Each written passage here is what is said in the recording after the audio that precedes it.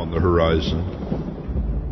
It's been said that those that have the eyes to see and the ears to hear will play a paramount role in the furthering of humanity and civilized society. But can civilized society and humanity survive the coming conflicts not seen since a dawn of time in ages bypast? But you can find true forms of information and knowledge in abundance at revolution.radio, freedomsluts.com, the #1 listener-supported radio station on the globe. Stand upon the right side of history. General Homer, you've got to get us out of here now! I won't let you down. I won't let you down, son. Revolution.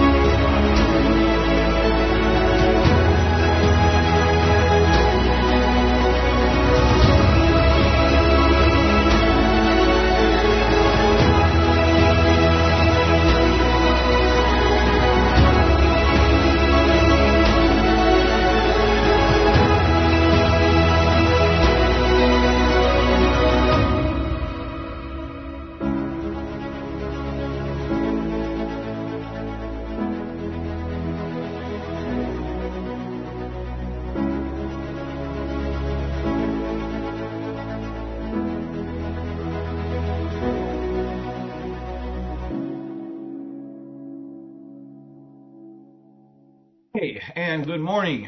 Welcome to Coffee Rants with Dan on Revolution.radio here in Studio A.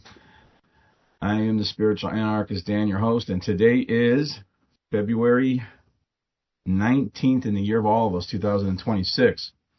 And I got a good show that I planned out for today, and I planned it out just about an hour ago. I'm going to kind of switch gears here, but only in a certain kind of way. As we're heading into the last week of February, and we're going to be entering March, the month of March Madness. And we got all this weird planetary alignment going on the 28th. 6 planets will be aligned, and all these different things, these heavenly bodies that affect us as people because we are 75% water. And March Madness really is, that month is, when the dark occult season of sacrifice begins. There's a reason why they call it March Madness. And if you didn't watch my show, what I'm going to be talking about today is I'm going to be talking about UFOs, UAPs, and I'm going to be talking about cryptids, because I am coming to you from the Ohio cryptid capital. The cryptid capital of Ohio. Type in the Ohio how. Columbiana County, and one of the most famous Bigfoot howls that ever happened in this county. And I'm going to talk about some of my own experiences that I've had with whatever I had it with. I don't know what it was. It could have been a dogman. It could have been a Yahoo Yeti, as I like to call them. They're more liminal. But I have had these encounters, and I have this past fall. I was routinely seeing, unidentified flying objects, or UAPs, as they now changed the narrative for certain reasons.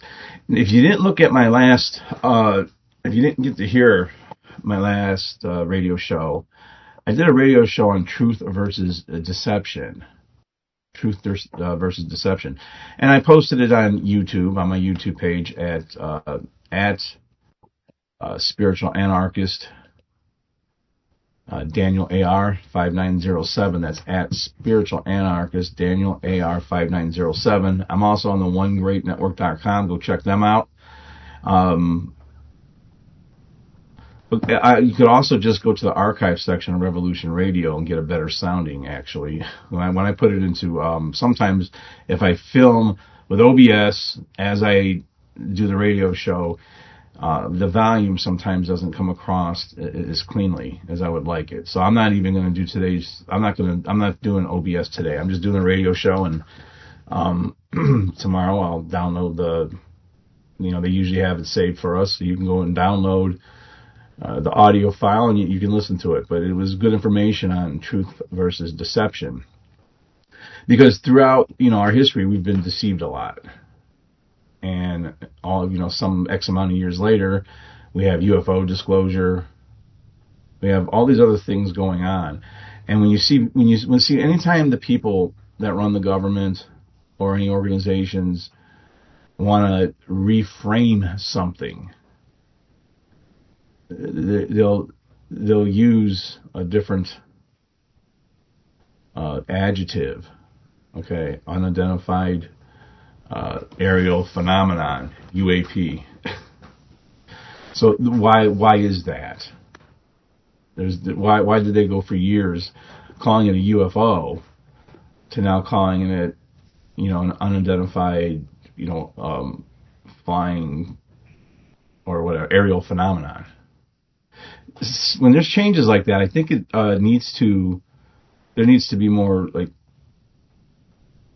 needs to be looked at.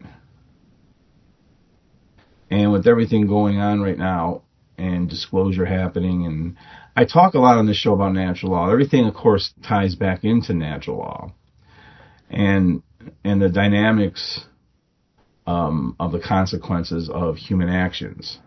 Okay. And what we put out is what we get back. Karmic law, the law of causation.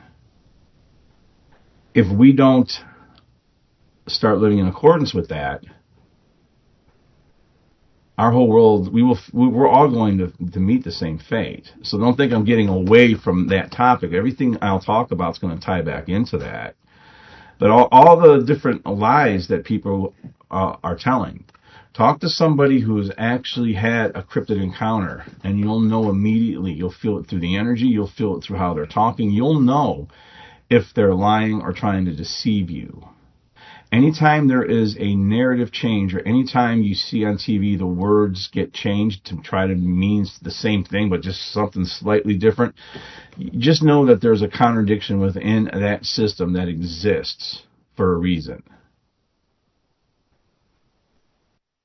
And it's usually something that does not benefit humanity. Usually something that benefits just a small, elite group of us. Oh, hold on a second.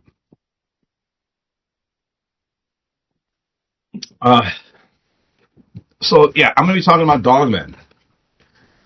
I'm going to be talking about the Blue Devils, maybe a little bit. The Yahoo Yetis, which are different than all other Bigfoots. The Yahoo Bigfoots. The more physical known Bigfoot that I had an encounter with in the Allegheny Mountains. These things exist, which actually aren't that far from here. I'm in the foothills of the Appalachian Mountains right now. That's why there's so much activity around here. But I'll get into that later. So what I noticed this past October, probably mid-October to mid-November, was every night, literally dozens and dozens of tic-tac UAPs flying all over the place, usually heading east for some reason. Every once in a while there'd be one heading sort of like south or southeast, but mostly I'd see them heading east. And then we had some crazy weather. Again, this is just, I'm not saying anything. I'm not, saying this is like some type of conspiracy or something, but it is a pattern that I recognize. So let's go with, this morning, the UFO narrative change. And could that shift to a UAP reflect some type of deeper knowledge that people in the government, people in the know, people who've been read in on things that they may have that the general public doesn't have? Let's not forget that for years, even at the Roswell crash, which is famous, the government immediately sent in FBI and different agents, men in black and everything, to secure the area and debrief any witnesses. For years, pilots, military pilots, third shift police officers, people who have professional training and background and would be considered, reliable witnesses, have reported UFOs, and they always were shot down by the government, or they ended up being, put into silence, or they were afraid to say that they had seen a UFO because they didn't want people thinking they were crazy. So why all of a sudden coming into this period of time right now, in the last few years, why in 2016, when Trump came into office the first time, how come one of the first things that was done was a Space Force was implemented? Which sounds really cool, by the way. If I was a kid, oh my God, would I be going into Space Force? Like the Space Marines? Yeah, definitely. I've played too many video games and I'm too much of a nerd not to. But no, I take that back. I wouldn't do it. Going back in time, I know some of my services made me who I am, and that's for the good and for the bad. But why is there a shift?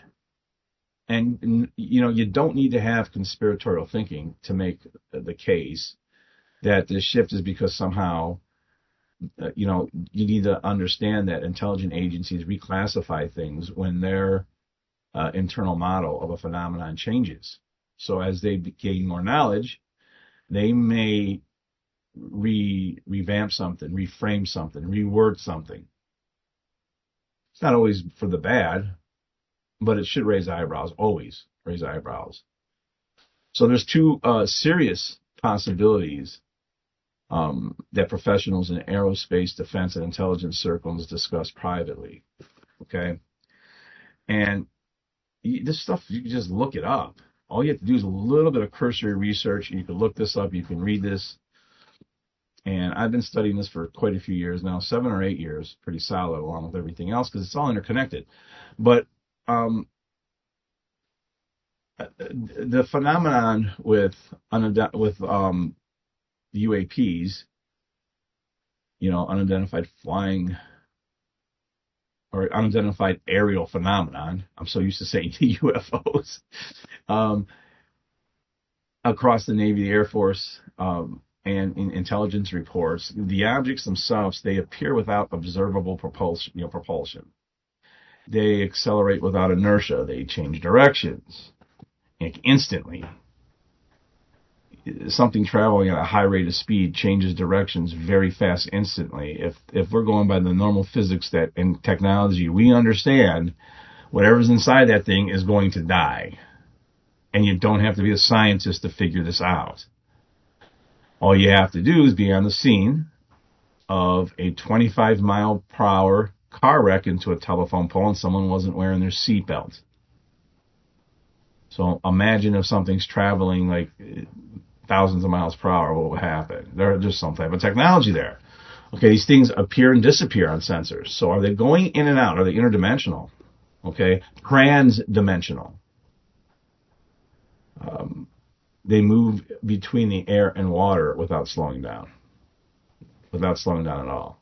Sometimes they appear as spheres, as cubes, or distortions, rather than craft. So, could they be coming in and out of this dimension? Are they transdimensional? Are they, they might not be what we think they are. They could be coming in through a Einstein-Rosenberg bridge. If you don't know what that is, look it up. A wormhole, portals. Okay. The craft don't seem to be flying sometimes. They're anomalous. So the term UAP, it's come in to better fit what the government believes or strongly suspects, is that these things are not conventional physical aircrafts. They don't operate obviously in ways that, they operate in ways that obviously go against aerodynamics. And there may be some physics that we don't yet understand that require them to change it to UAP. I, of course, think Project Bluebeam, and there's going to be things in our skies that aren't flying. They could be holograms. That I'm looking at all this on why they changed it. And it could just be, and it isn't mysticism, it could just mean that the old category of flying object was scientifically wrong because these things have always acted like this. And there's reports that go back hundreds of years of these UFOs, okay, unidentified, whatever. They've been reported for years. So I've been watching Ancient Aliens 24/7, man. That's what runs at my house. I don't watch the fear porn on the news. I don't watch all the lies. I don't watch anything. I already know what the end game is. So that's kind of why I'm changing gears and to not really talk about that a lot today. It all is intertwined in information, disinformation, and lies. But it's all intertwined because it's on this planet, and there's bigger things happening now. So, being that they want to have a term that covers non-physical or transdimensional, is its own analytical category, right? So the analysts don't use the word interdimensional, though. They like to use terms like transmedium, cross-domain, I'd say interdomain, sensor disruptive, signature anomalous, okay, without inertia, non-material. They could appear, they could appear and disappear. They also can appear and disappear on radar, but not visually. So that's definitely technology. They could appear visually, but not on radar. They blink in and out. They seem to somehow distort space and time around it. I got crows going nuts outside. Maybe I'm not supposed to be talking about this. They leave no heat signature. They move in ways that violate inertia. Okay, that's not a flying object. That is an anomalous phenomenon, right? So that's why we've got the term UAP. It's why they added it. But they don't need to believe in inner dimensions to do something like this. All it means with the government agencies, intelligence agencies, it's of unknown origin, unknown mechanism, unknown domain, unknown intent. I think they know more than they're saying they always do. But when an analyst can't classify something and they need to come out, why are they coming out? It started in 2001 when it got real serious, when Dr. Stephen Greer and a bunch of witnesses came forward in congressional hearings to tell us about the extraterrestrials. Disclosure started. Bill William Cooper talked about seeing both fake and real alien craft. He talked about a fake alien invasion. He spelled out things that they were going to do to start kicking in the New World Order, or the New World Government, I should say. I'd have no problem with a New World Order of higher consciousness, people who live in adherence to natural law, help one another voluntarily, can go anywhere they want, and we become a one-world civilization. That would be great. But a New World Government is a better way to put it. And he talked about how they would use medical emergencies and viruses and things to start, enacting authoritarian control. So all this is interrelated. And I might go into something about the Fourth Amendment next week that hit me this week on a case that just happened in January that gives the police, again, I'm going over the place, it gives the police a lot less probable cause to enter your home, just as all this craziness is going on. Okay? Keeping in mind, I was a cop and a training officer. So they created this new category. And That's the government's way. That's the intelligence agency's way of saying, hey, this is not a conspiracy. This is not, anything like that. We now understand that it might be something different, so we're naming it something different to encompass everything. I find it weird that, going back to 2001, when the congressional hearings happened on disclosure, Dr. Stephen Greer was there. At the same time, William Cooper was trying to warn people about 9/11 the summer 2001 and ended up murdered on a traffic stop in Arizona. I believe that's what happened. But then then 9/11, of course, happened. And I mean, that was back when I was in the prime of my police working, and I just was going with the flow. I was always a good cop, but I didn't look at anything deeper than what I was told by, what I seen by the news, what I seen on, or what I was told over, intelligence, basically telegraphs that go to law enforcement. And for lack of a better term, I was asleep. Man, when I started to wake up to what's really going on in this world and what could really be going on in this world and the nature to reality, it's not something that you come to and it's like, yay! Believe me when I say that. I really took a very, very good shot at putting myself back to sleep via drinking way too much alcohol again, even knowing that it's bad for you. Now, I don't do that now because I realize there is no going back to sleep. No amount of beer, alcohol, or anything else is ever going to, once you wake up to what's going on, you'll never go back to sleep. You'll never look at stuff the same again, actually. But all that happened in 2001, and it was pretty weird. So, like, if you strip away all the noise and the shift from unidentified aerial phenomenon, that they changed it from unidentified flying object, that would tell me that they know more about the phenomenon, and it's not simply craft. They know that behavior crosses certain domains.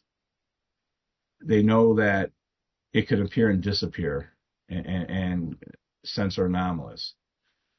They needed a term that doesn't fit the normal explanation. Plus, they're disclosing this stuff to us, and it makes me wonder how many other things in the cryptid world, let's just say, that they may know of that we don't.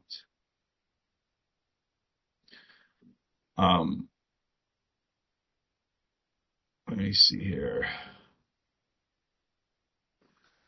I may next week cover some things on how to help yourself get out of base level consciousness. But one of the things that I've noticed, and I've noticed it myself in the last 3 years because I've had these experiences since 2023, with what I would consider to be definitely intelligent and very possibly non-human direct communication that would come to me when I was hunting for Bigfoot. So I'm down there doing research. What am I going to run into? I mean, there's regular animals and all this stuff out there. I highly recommend you go with a friend.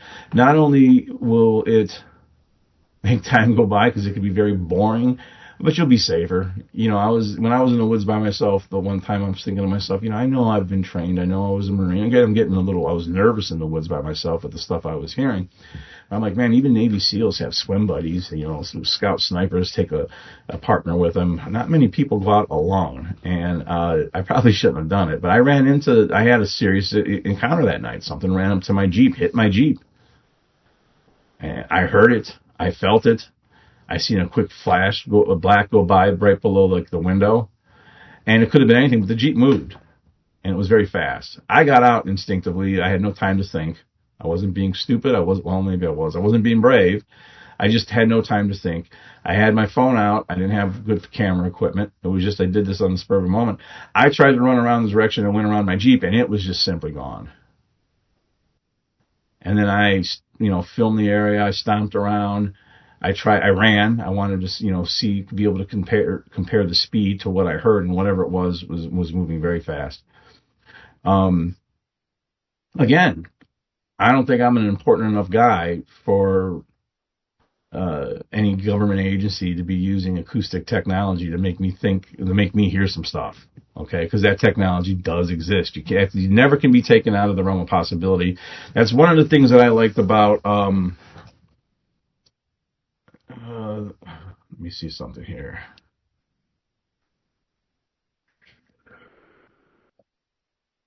I think I have it. Oh,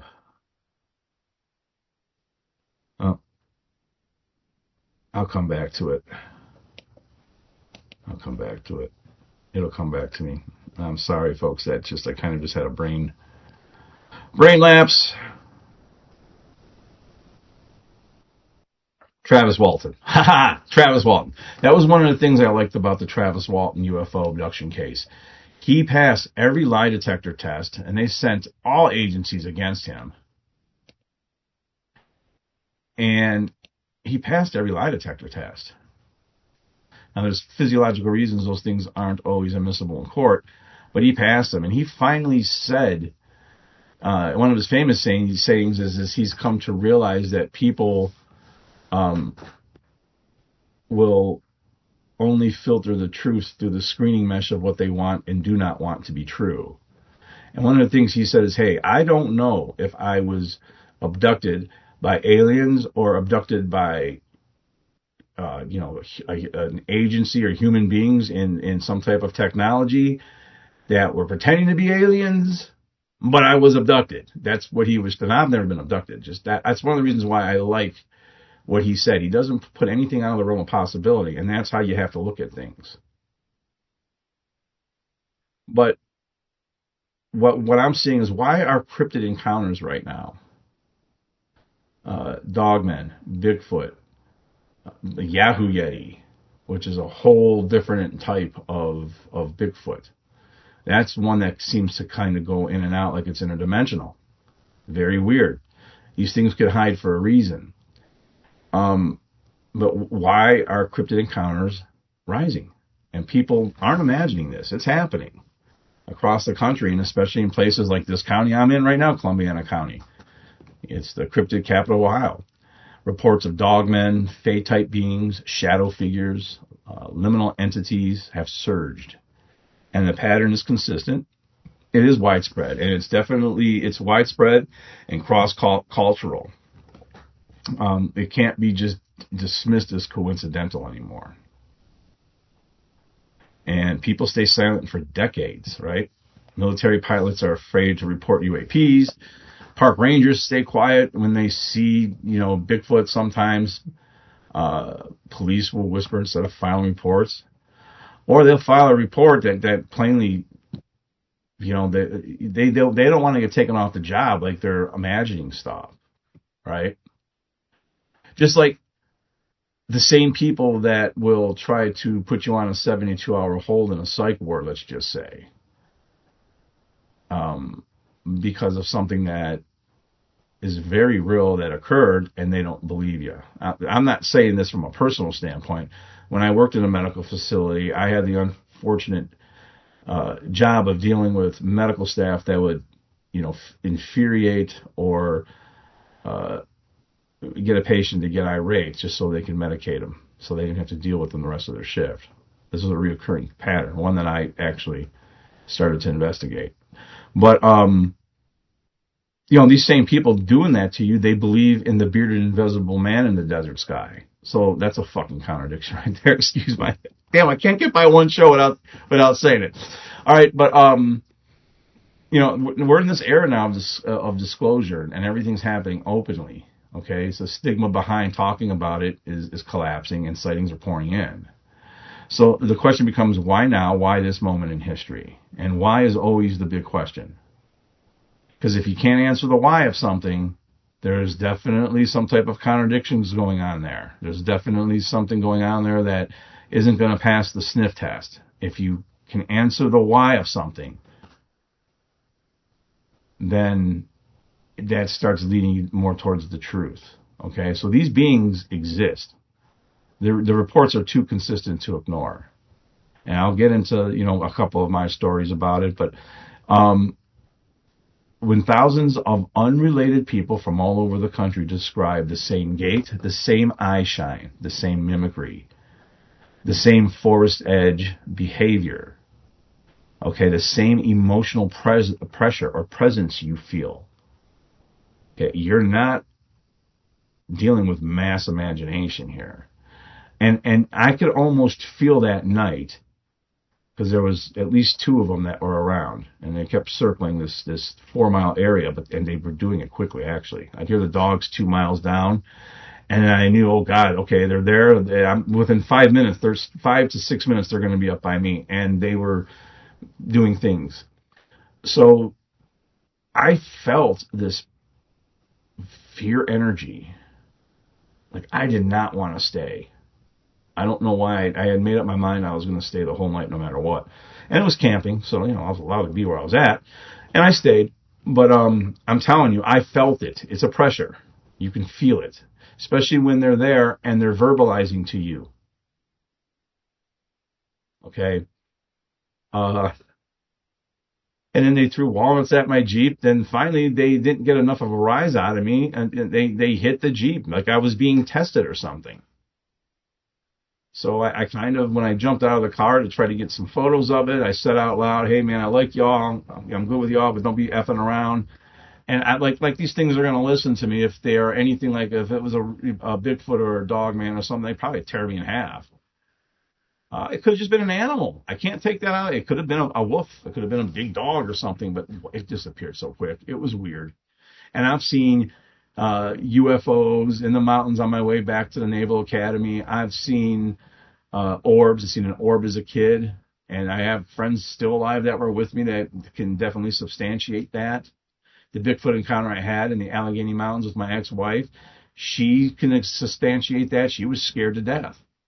I was too. You could feel the ground shake as it ran by, and it was just messing with us. But there's more and more of these sightings happening now. So what we're dealing with is a real category of beings that live at the edge of human society, of human even perception. And again, they're not supernatural per se. They're simply natural. We just don't yet understand them. We don't even understand the nature of our own reality. That we live in a holographic universe and that we could be in a simulation. That's a weird thought. It's a hard thought to wrap your mind around, but you have to research and start reading and start seeing things. I'm not saying that's the case. David Icke certainly thinks so, and I had a chat with him a few years back for about an hour and 40 minutes, and he's a well-researched person. So these things they're not fantasy, supernatural. They're not classified yet. And we used to think UFOs were nonsense, so they reclassified the name and started calling them UAPs, and then the Pentagon said, we don't know what they are, but they're real. So I think cryptids are starting to follow that same trajectory as far as the consciousness of people is concerned. And more amateur researchers like me, because I am strictly an amateur researcher, but I am a 100% experiencer in having had Class B experiences with these beings. Almost Class A. I can't really say Class A when that black thing ran by my car because I couldn't get a good look at it. So I can't really truthfully say this is exactly what it was. It was darker and blacker than the night, and it went by very fast. And there was a lot of trees and branches and leaves on the, leaves and stuff on the ground. It was very dry. You can hear it. Okay, I was given this story to a couple of really serious researchers who've had a lot of encounters, and they got goosebumps and wanted to keep talking to me. They said they think it was a dogman, possibly. They're usually 6, 7 feet tall, 8 feet tall, but most reports say 7 feet tall, and dog-like features with human arms and legs, but they have these claws, and they can go to all fours and run really fast. They're generally considered to be thinner, and all reports say that they're thinner, not as bulky as like a Bigfoot, but they're out there. What else goes bump in the night that we don't know about? So, the world, what I think is going on in the world now personally, the world's chaos is starting to push them out of hiding because they know something's up. You know, animals in general, but especially the intelligent ones, the elusive ones, they react to this global instability long before we will actually. So when the world becomes chaotic, there's different, you know, electric, magnetic noise that increases. Human emotional fields. We got this auric field. We're beings of electricity, 75% water. When you go to the cardiologist, they do a EKG. That's an electric cardiogram.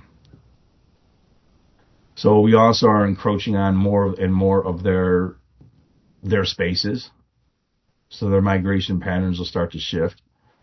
Nighttime activity rises. They probably have better eyesight than us. Most animals do. And, you know, predators move differently. Prey animals flee new territories. So they can feel the tension. They can feel the aggression. That's pretty cool. I don't know if you heard that bird. They can feel the instability. You know, if you have I have a dog. My dog knows every single one of my moods. Very intelligent. Probably has like a 3 to even 4-year-old vocabulary as far as speaking to him is concerned. I consider him a person. They'll appear in places that they would normally avoid. And it's ecology. Okay. Some people will say things like the veil is thinning. All right. That is, to me, a real physiological and environmental phenomenon. You know, people use the word veil to describe a boundary between, you know, the physical or the non-physical. Well, it's really like what we will notice and what we ignore.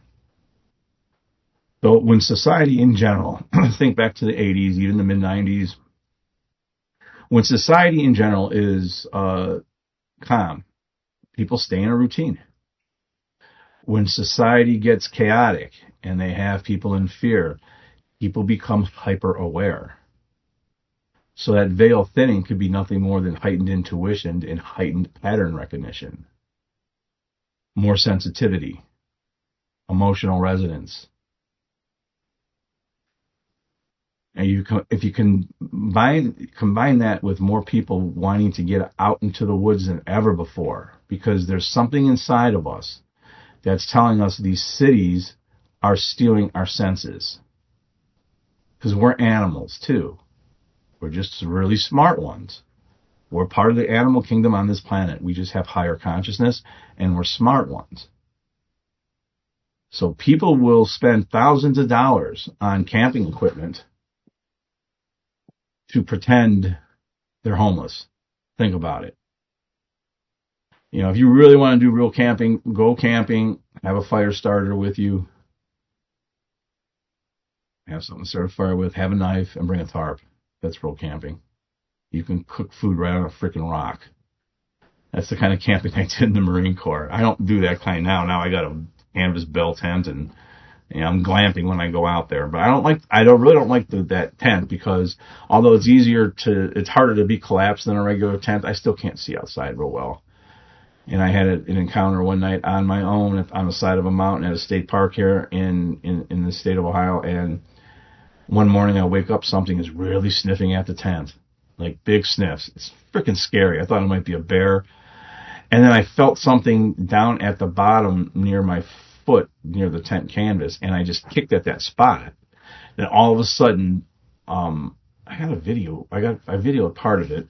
I had it on audio and video, but this huge fight breaks out. Like it is a racket.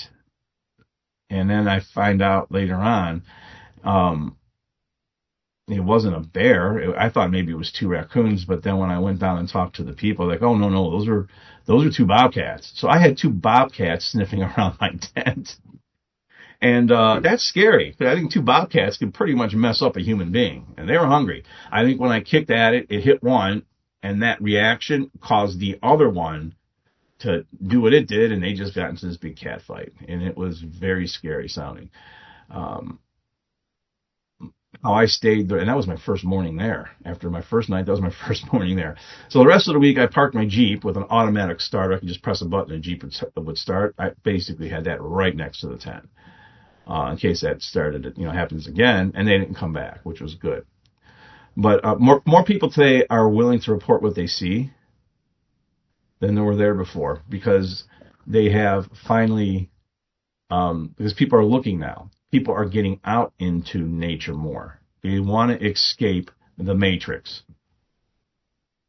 And, here where I'm at in this county, Columbiana County, it is a natural liminal zone. I think God brought me here for a reason. God with a capital G, the Most High, not that bearded dude in the desert sky. There's dense forests, there's river corridors, there's old mining shafts. I think a lot of these Bigfoots like to go into these places and go underground to stay hidden. There's hollows and ravines. There's different acoustic distortion. We should hear the stuff I've heard since I've been here. There's shadow anomalies, hidden movement. Then there's always, the low light illusions and things you could imagine, right? But cryptids exist everywhere. There's been reports of different fey creatures, cryptids, small people in Georgia. Look that up. It was like a freaking Smurf village. I think more and more things are going to be released to the general public than just there's going to be more disclosure on more things in our existence than merely an unidentified flying anomalies, right? So these beings are real, and there's real human awareness coming to them now. So we have to ask ourselves, why is there so much more? Why are they getting out more? What do they feel is happening in this world? If you type in the Ohio Howl, you'll get the Columbiana County Howl. Some people were trying to, when I heard it, it sounded like a sorrowful mourning type of howl to me.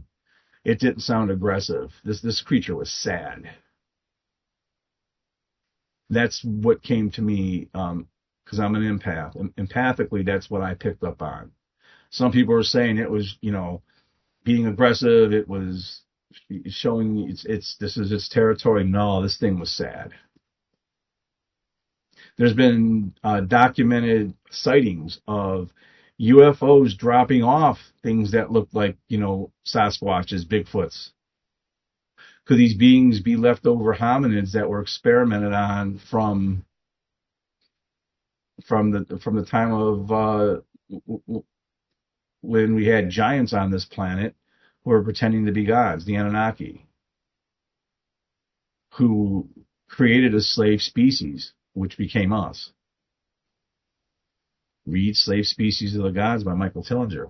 After I read that book and I was driving home from Florida, I had a long drive, there's a lot to think about. And I immediately started to make the cryptid, Bigfoot, and extraterrestrial connection. It's there. It's not real hard to make that connection. So there's going to be a lot of crazy things that are going to come up happening. And these are things that are going to seem fantastical. Trust me, get yourself a conspiracy theorist friend like me who's a comic book nerd, and we could explain everything to you, and you won't freak out as much about it, okay? These beings don't want to hurt you, but I wouldn't want to corner one. I wouldn't want to corner one. To tell you of the very physical encounter, not a liminal one, not an etheric. Some of the sounds and noises I was hearing at this place where I was camping, they were very etheric, otherworldly, etheric, coming straight to me. But the one in the Allegheny Mountains was very 3D physical. And I actually put it in my book, Violence and Ego, because, again, my ego had me doing something that might have turned out bad. So we were there. We had our campsite. We had a tent, like a small tent. It wasn't a big tent. We had our Jeep. It was nighttime. The fire was dying down almost all the way. We went into the tent to, go to sleep. And the next thing you know, traveling, let's just say the best way to look at it is it's traveling like east to west, right? And it runs right by our tent. Now, our tent was situated at the bottom of a natural hill that was pretty high. And in the Allegheny National Forest, you're allowed to take firearms, you're allowed to shoot. So that's one of the reasons why this campsite was a campsite that we would go to all the time back in the 90s. And so I was armed, but I wasn't there to shoot. I was there with my wife just doing we're going to stay there for a couple days, get nature. And so all of a sudden this thing comes running by, and what really shook me up is you can feel the vibration in the ground. You can hear it. It was loud, and it was very fast. Traveled by the tent, east to west, west to east, east to west, several different times. And every time, it was fast, it was loud, and you can feel the vibration of the earth. The first thing that came to my mind, this is not a bear. This was bipedal. This was something running on two legs. Later on, when I was trying to work through the different things in my head, because I'm not going to just assume this or that, I said to myself, I wonder if there's any locals, okay, any Appalachian American locals that are ex-military and had some night vision equipment, and they just wanted to mess with some campers. But you can't, no normal man, 200 to 300 pounds, 150 pounds, 180 pounds is going to make the frickin' earth vibrate like that. Or there's no way they can move that fast. So it came running back east to west, got to our tent, and it turned to north. And it ran up the hill. And I can hear the steps getting, the sound of its running was going into the distance. It was not as loud. Okay, the volume was getting smaller. It was really going up the hill. And all of a sudden, I hear the volume getting louder. And it's coming right at the tent. And I didn't know what else to do, so I threw myself on my ex-wife and kind of just covered myself up and kind of braced for impact. I thought it was going to smash the tent in, kind of like our drill instructors would do in boot camp sometimes, but except this would be a Bigfoot. And then it veered off. It was just messing with us. But I had my gun in there. I got my gun. I swear to God, this is literally some Starsky. For you older folks, I'm 54 years old. So if you're a little younger listening to this, you might not get this. Just look it up. But this was some real Starsky and Hutch shit that I did. Okay? Or Chips, the Highway Patrol TV show. These are cop shows. This was some real Starsky and Hutch shit. I grab my pistol and I dive out of the tent. I come up and, with my flashlight and my pistol. And at the time I wasn't a cop, but I'd been in the Marine Corps, so I had training. I was working in corrections. I was on a SWAT team at that point in corrections. I had training. I came up and it was gone. So we built a fire and stayed the rest of that night. And the next day, with very little sleep, we probably got like 2 hours sleep, I was determined to protect that campground that night. Okay, this is where a 24-year-old freshly out of the Marine Corps person could write a check with their behind or with their mouth that their behind's not going to be able to cash. We were gathering firewood all day, just gathering firewood. I was putting in spikes. Like I was making like little spikes. This is like the movie Predator, man. Like I felt like I was Arnold Schwarzenegger in the movie Predator. This is one of the side effects of growing up in the 80s, folks. So I'm putting all these sticks into the ground, pointed sticks to protect our thing. And we're going to have a huge bonfire the whole night, stayed armed the whole time. And I'm doing all this stuff. And I look over at my ex-wife and she's just got this real serious look of stress on her face. Like she's scared to fucking death. And it all of a sudden occurred to me, and this is why I put it in my book, Violence and Ego. It all of a sudden occurred to me is, wait a minute. We don't actually have to stay. I'm doing all this prep to, go to war with Bigfoot. And I'm in his land anyway. I'm in the woods. We don't have to stay if we don't want to. Holy shit. Okay, that takes care of that.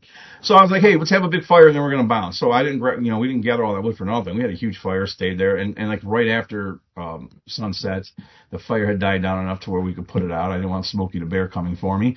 We put it out and we left. Now, many, many years later, matter of fact, it was just back in 2022, me and her were laughing about that story. And I asked her, why the hell? I remember I grew up with her. So she grew up in Cleveland with me. So she's seen all the fights I got into, she knew I was in the Marine Corps. She knew about stuff. I said to her, the reason I did that, the reason why I wanted to leave is because you were so stressed. Like, I was stupid. This is back in 2022. I'm like, why the hell didn't you say something to me? She's like, well, because it had to do with something about fighting, so I was just listening to you. Yeah, no, don't. Don't. And it's a funny story, but the crossover to that would be, don't make yourself look like some militant if we start getting into worse times than we're in now. I can switch topics in a heartbeat. If you're wearing your kit and you got your, you got your plate armored on and you got your pouches for your AR-15 rounds and you've got your sling and your AR-15 and you're wearing some camo or you're this or you're that, whatever. You got your another gun on your side and one down on your leg. Hey man, you look cool as shit. You just made yourself a really big target. Okay? If shit really hits the fan, you want to be anomalous. All right? You want to be Bigfoot. You want to be able to escape. Especially if you got people you love. Because at the end of the day, I think love is the law under everything. And when you're in a loving space, you can feel it. Other people can feel it. People will feel safe around you. When the world is a little safer, the animals act normal. When the animals start acting out of character, the world's not safe. I'm watching animal behavior, regular animal behavior around here, and these ducks don't know which way to fly. They don't know which way's north. And they're freaking out about a bunch of stuff. And we had a real foggy night last night. Very spooky. Very spooky. And I loved it, actually. But that's what made me want to have this cryptid talk today, because they exist. They definitely exist. And I just, I talk about a lot of different things. I can always tie it back in to karmic law and how we treat others. And what we do and actions we take towards others is what's going to come back to us. And in the aggregate, humanity right now is getting an F on how we treat each other. Okay? So,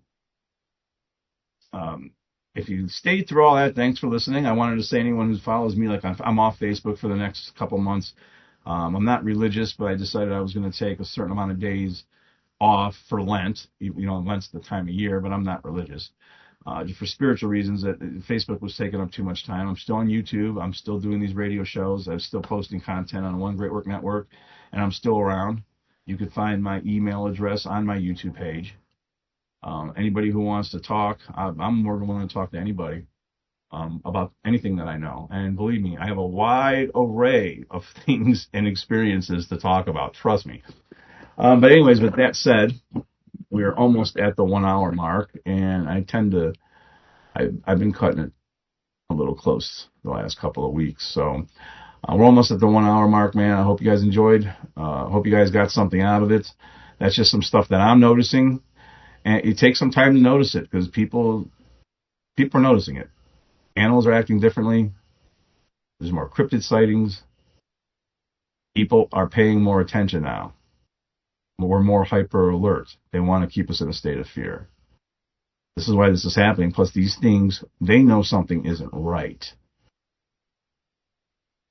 You'll go back, the last thing I'll leave you with, if you go back to the 2004 tsunami, there were elephants and different animals making for the hills before the tsunami hit. Watch the animals. If I'm walking into woods and I see a bunch of deer get flushed out, there's a predator in there.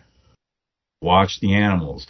If you see birds going nuts, making all kinds of sounds, they're warning each other. There could be a predator in there. If things go real quiet, that's kind of spooky too. Pay attention. Anyway, till next week, man. Nothing but love. Stay safe. Peace.